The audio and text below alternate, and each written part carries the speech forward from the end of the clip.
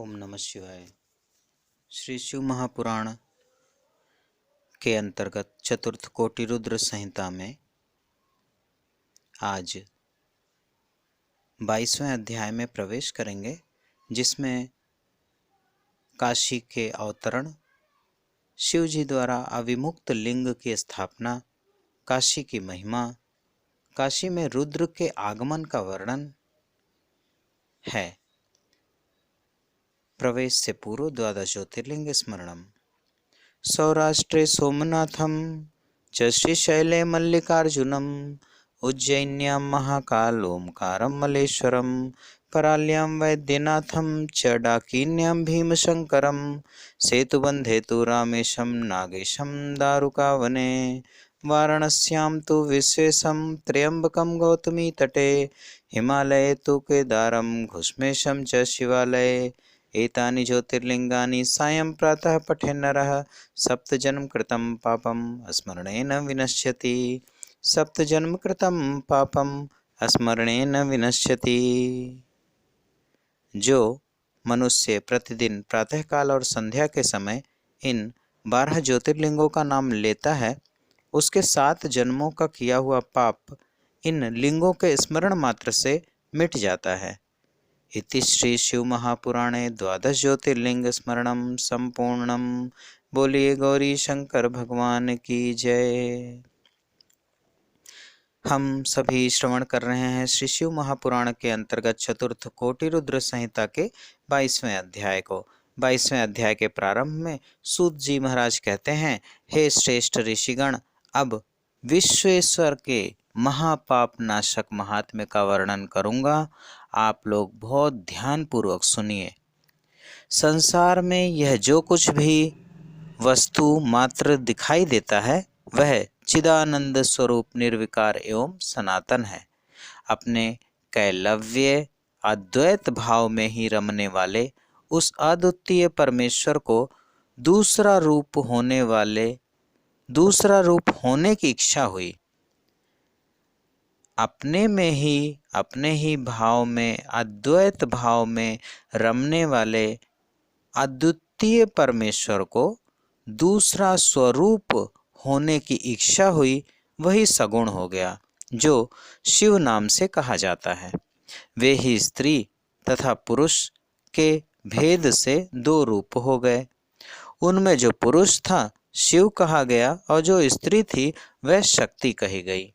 हे मुनि सत्तमो, उन दोनों अदृष्ट चिद तथा आनंद स्वरूप शिव शक्ति द्वारा स्वभाव से प्रकृति तथा पुरुष भी निर्मित किए गए। हे द्विजों, जब इस प्रकृति एवं पुरुष ने अपनी जननी एवं जनक को नहीं देखा, तब वे महान संशय में पड़ गए। उस समय निर्गुण परमात्मा से आकाशवाणी उत्पन्न हुई कि तुम दोनों तप करो, उसी से उत्तम सृष्टि होगी। प्रकृति पुरुष बोले, हे प्रभो, हे शिव, तप का कोई स्थान नहीं है। फिर हम दोनों आपकी आज्ञा से कहाँ स्थित होकर तप करें। तब निर्गुण शिव ने अंतरिक्ष में स्थित सभी सामग्रियों से समन्वित संपूर्ण तेजों का सारभूत पंचकोश परिमाण वाला एक शुभ तथा सुंदर नगर बनाया, जो कि उनका अपना ही स्वरूप था। उस नगर को शिवजी ने पुरुष के समीप भेजा। तब वहां स्थित होकर पुरुष रूप विष्णु ने सृष्टि की कामना से उन शिव जी का ध्यान करते हुए बहुत काल पर्यंत तप किया। तपस्या के श्रम से उनके शरीर से अनेक जल धाराएं उत्पन्न हुई और उससे सारा शून्य भर गया। उस समय कुछ भी दिखाई नहीं पड़ता था। इसके बाद विष्णु ने देखा कि यह क्या आश्चर्य दिखाई दे रहा है। तब इस आश्चर्य को देखकर विष्णु ने अपना सिर हिला दिया। तब विष्णु के अपना सिर हिलाने पर विष्णु के कान से उनके सामने एक मणि गिर पड़ी। वही मणिकर्णिका के नाम से महान तीर्थ हो गया। जब वह पंचकोशात्मिका नगरी उस जलराशि में डूबने लगी, तब निर्गुण शिवजी ने उसे शीघ्र ही अपने त्रिशूल पर धारण कर लिया। इसके बाद विष्णु ने प्रकृति नामक अपनी स्त्री के साथ वहीं शयन किया।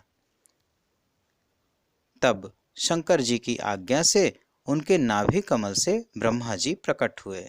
पुनः श्रवण कीजिए कि विष्णु जी जब तप कर रहे थे, तप करने के पश्चात उनके शरीर से श्रम बिंदु निकला।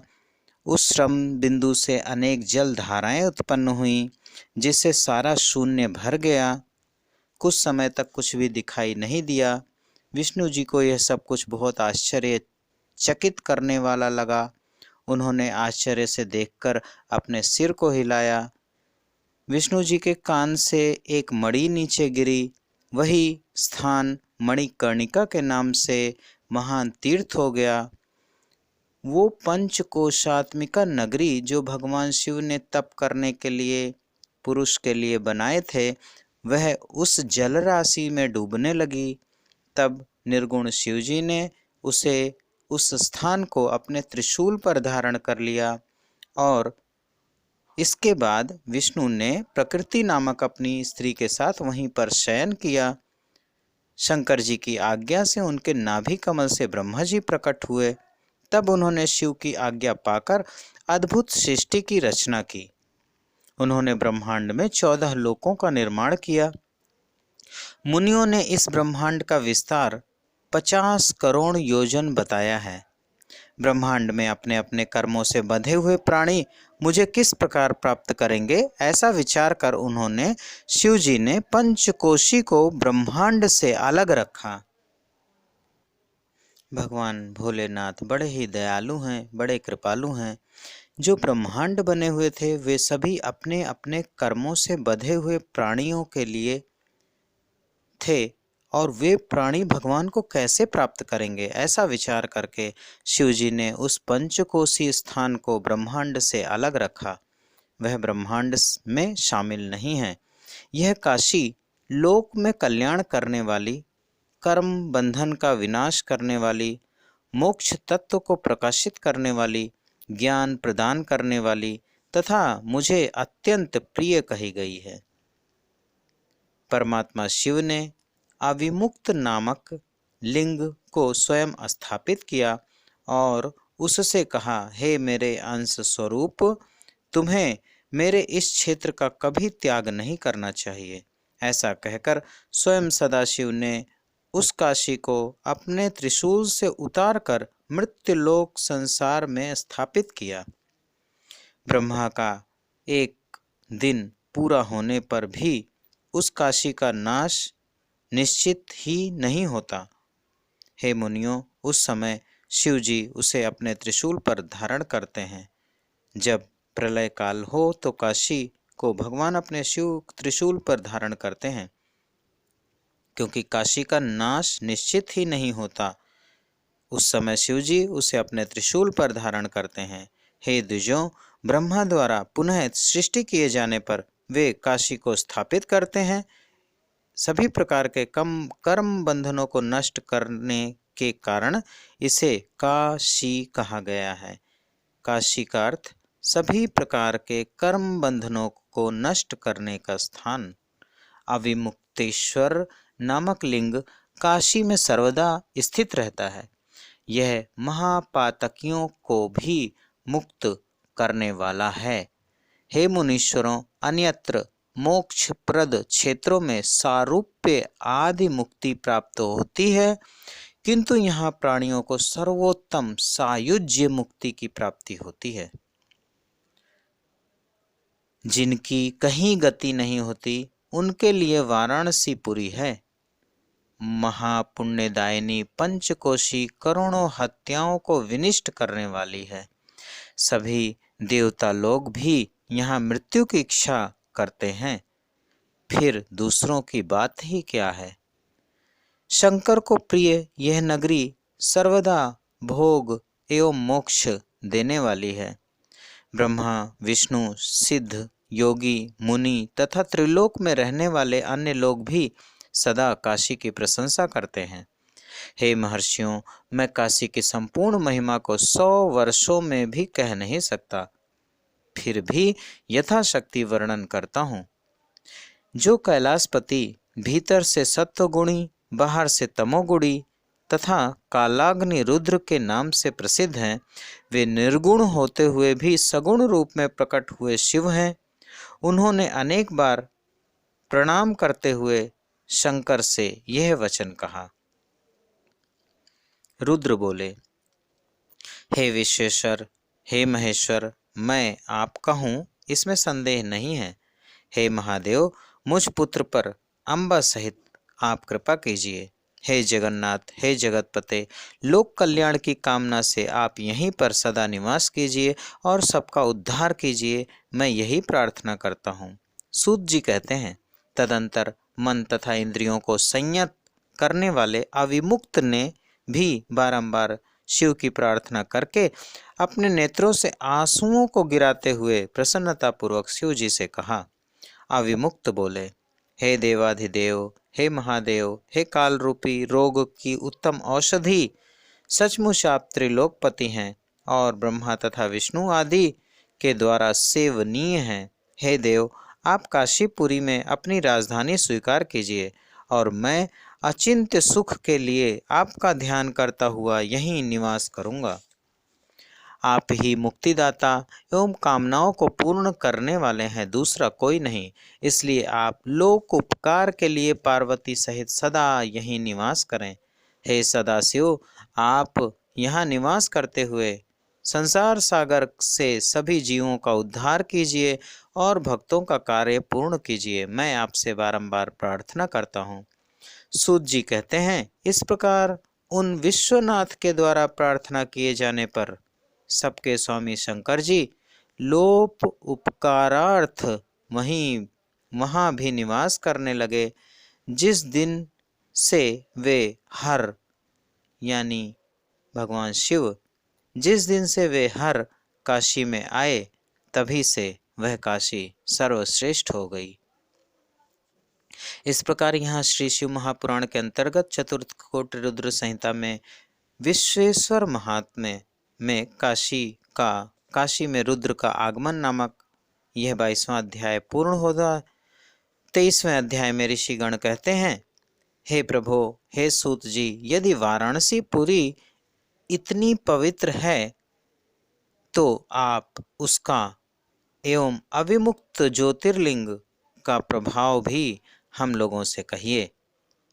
सूत जी बोले, हे मुनीश्वरों, मैं संक्षेप में सम्यक रीति से वाराणसी तथा विश्वेश्वर के अति सुंदर महात्म्य का वर्णन करता हूँ, आप सभी सुनिए। किसी समय पार्वती ने बड़ी प्रसन्नता से संसार के हित की कामना से काशी तथा अविमुक्त का महात्म्य शिव जी से पूछा। पार्वती बोली, हे शिव जी, आप लोक हित की कामना से मेरे ऊपर कृपा करके इस क्षेत्र के महात्म्य पूर्ण रूप से कहने की कृपा करें। सूत जी बोले, देवी, यह वचन सुनकर देवाधिदेव जगत प्रभु ने जीवों के कल्याण के लिए उन भवानी से कहा। परमेश्वर बोले, हे भद्रे, तुमने लोक का कल्याण करने वाला तथा सुखदायक शुभ प्रश्न किया है। अब मैं अविमुक्त तथा काशी के यथार्थ महात्म्य का वर्णन करता हूँ। यह काशी सदा मेरे लिए गोपनीय क्षेत्र है और सब प्रकार से सभी प्राणियों के मोक्ष का हेतु भी है। इस क्षेत्र में सिद्धगण अनेक प्रकार का चिन्ह धारण कर मेरे लोक की प्राप्ति करने की इच्छा से मेरा व्रत धारण कर सर्वदा यहाँ निवास करते हैं। यहाँ पर वे सिद्धगण अपने मन तथा इंद्रियों को वश में करके महायोग का अभ्यास करते हैं एवं भोग तथा मोक्ष देने वाले श्रेष्ठ पाशुपत व्रत का आचरण करते हैं। हे महेश्वरी, जिस कारण से सब कुछ छोड़कर वाराणसी में निवास करना मुझे निश्चय ही अच्छा लगता है, उसे सुनो। जो मेरा भक्त है एवं जो ज्ञानी है, वे दोनों ही मुक्ति के भागी हैं। उन्हें किसी अन्य क्षेत्र की अपेक्षा नहीं रहती है। उनके लिए विहित एवं अविहित दोनों ही प्रकार के कर्म समान हैं। उन दोनों को जीवन मुक्त समझना चाहिए। वे जहाँ भी मरें, जहाँ कहीं भी मरें, उन्हें शीघ्र ही मुक्ति प्राप्त हो जाती है। यह मैंने सत्य वचन कहा है। कौन? जो मेरा भक्त है एवं जो ज्ञानी है, वे दोनों ही मुक्ति के भागी हैं। हे देवी, हे परम शक्ति स्वरूपिणी, मेरे इस सर्वश्रेष्ठ अविमुक्त नामक तीर्थ में जो विशेषता है, उसे अब तुम ध्यान से सुनो। सभी वर्ण तथा आश्रम के लोग, चाहे वे बालक हों, युवा हों अथवा वृद्ध हों, इस पुरी में मरने पर अवश्य ही मुक्त हो जाते हैं, इसमें संदेह नहीं है। हे द्विजों, पवित्र हो या अपवित्र हो, कन्या हो, विवाहिता हो, विधवा हो, वंध्या हो, रजस्वला हो, प्रसूता हो अथवा असंस्कृता, चाहे जैसी कैसी भी स्त्री हो, यदि वह इस क्षेत्र में मर जाए तो मुक्ति प्राप्त कर लेती है, इसमें संशय नहीं है।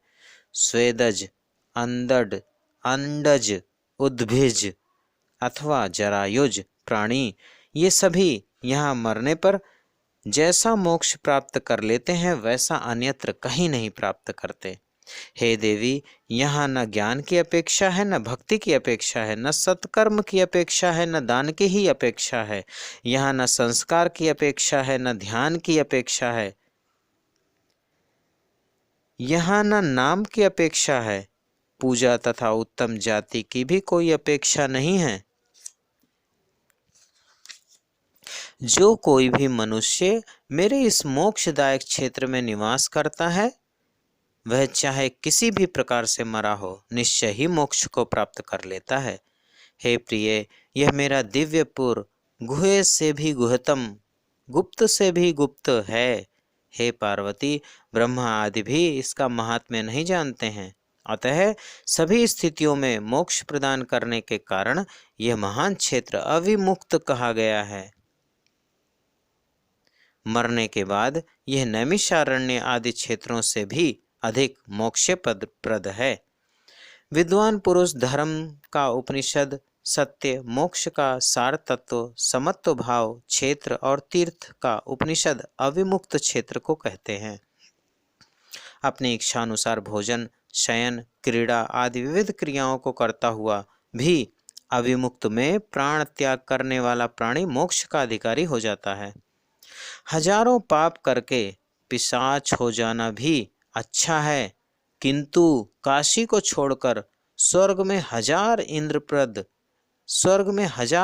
का पद श्रेष्ठ नहीं है। इसलिए मुनिजन पूर्ण प्रयत्न के साथ काशीपुरी का सेवन करते हैं और अव्यक्त स्वरूप वाले सदाशिव का ध्यान करते हैं। हे प्रिय, मनुष्य जिस जिस फल को उद्देश्य करके यहाँ तप करते हैं, उन्हें मैं निश्चय ही वे मनोवांछित फल प्रदान करता हूँ। उसके बाद उन्हें अपनी सायुज्य मुक्ति तथा अभिलाषित स्थान देता हूँ। यह शरीर का त्याग करने वाले, यहाँ शरीर का त्याग करने वालों को कहीं भी कर्म का बंधन नहीं होता। देवताओं तथा ऋषियों के सहित ब्रह्मा, विष्णु, सूर्य और अन्य सभी महात्मा तथा दूसरे लोग भी यहाँ मेरी उपासना करते हैं। विषयासक्त चित्त वाला तथा धर्म रुचि से रहित मनुष्य भी यदि इस क्षेत्र में मुक्ति को प्राप्त करता है, मृत्यु को प्राप्त करता है, तो वह पुनः इस संसार में नहीं आता। फिर ममता से रहित, धैर्यवान, सत्य गुण में स्थित, अहंकार रहित पुण्यात्मा, सर्वारंभ त्यागी, निष्काम कर्म करने वाले पुरुषों का तो कहना ही क्या है। वे सभी तो मुझ में ही लीन रहते हैं। भगवान का कहना है, जो बहुत विषयासक्त चित्त वाला है, धर्म रुचि से रहित है, उसमें धर्म बिल्कुल भी नहीं है, ऐसा मनुष्य भी इस क्षेत्र में मृत्यु को प्राप्त करता है, तो वह संसार में पुनः नहीं आता। फिर जो लोग धैर्यवान है, सत्य गुण में स्थित है, अहंकार रहित है, पुण्य आत्मा है, ऐसे पुरुषों का तो कहना ही क्या। हजारों जन्म लेने के पश्चात योगी पुरुष यहाँ जन्म प्राप्त करता है। वह यहाँ मरने पर परम मोक्ष को प्राप्त करता है। हे पार्वती, यहाँ पर मेरे भक्तों ने अनेक लिंग स्थापित किए हैं जो कामनाओं को पूर्ण करने वाले एवं मोक्ष को देने वाले हैं। यह क्षेत्र चारों दिशाओं में सभी ओर 5 कोस तक फैला हुआ कहा गया है। इसमें कहीं भी मर जाने पर प्राणी को अमृतत्व की प्राप्ति होती है। जो पाप रहित पुण्यात्मा मनुष्य यहाँ मरता है वह शीघ्र मोक्ष को प्राप्त कर लेता है, और जो पापी मरता है वह पहले काय व्यूहों को प्राप्त करता है, फिर वह यातना को भोगने के बाद मोक्ष को प्राप्त करता है। हे सुंदरी, जो इस अविमुक्त क्षेत्र में पाप करता है वह निश्चित ही 10,000 वर्ष पर्यंत भैरवी यातना प्राप्त करके पाप का फल भोगने के अनंतर मुक्त हो जाता है। इस प्रकार यहाँ पाप करने वालों की जो गति होती है उस सब को मैंने तुमसे कह दिया। इसे जानकर मनुष्य को अविमुक्त क्षेत्र का विधिवत सेवन करना चाहिए। 100 करोड़ कल्पों में भी किए गए कर्म का नाश नहीं होता है। किए गए शुभ और अशुभ कर्म का फल जीव को अवश्य ही भोगना पड़ता है। अशुभ कर्म निश्चय ही नरक के लिए होता है और शुभ कर्म स्वर्ग के लिए होता है। शुभ अशुभ दोनों कर्मों से मनुष्य लोक में जन्म कहा गया है। हे पार्वती, शुभ अशुभ कर्म के न्यून अधिक से उत्तम तथा अधम शरीर प्राप्त होते हैं, किंतु जब दोनों का क्षय हो जाता है तब मुक्ति होती है, यह सत्य है। हे महेश्वरी, कर्मकांड से में संचित प्रारब्ध एवं क्रियमाण तीनों प्रकार के कर्म बताए गए हैं। संचित कर्म, प्रारब्ध कर्म और क्रियमाण कर्म जो बंधन में डालने वाले हैं।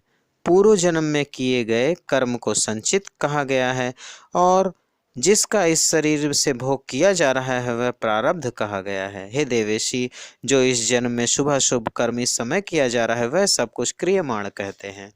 प्रारब्ध कर्म का नाश केवल उसके भोग से ही होता है, इसके अतिरिक्त कोई उपाय नहीं है। संचित एवं क्रियमाण इन दोनों कर्मों का नाश पूजन आदि के उपाय से होता है।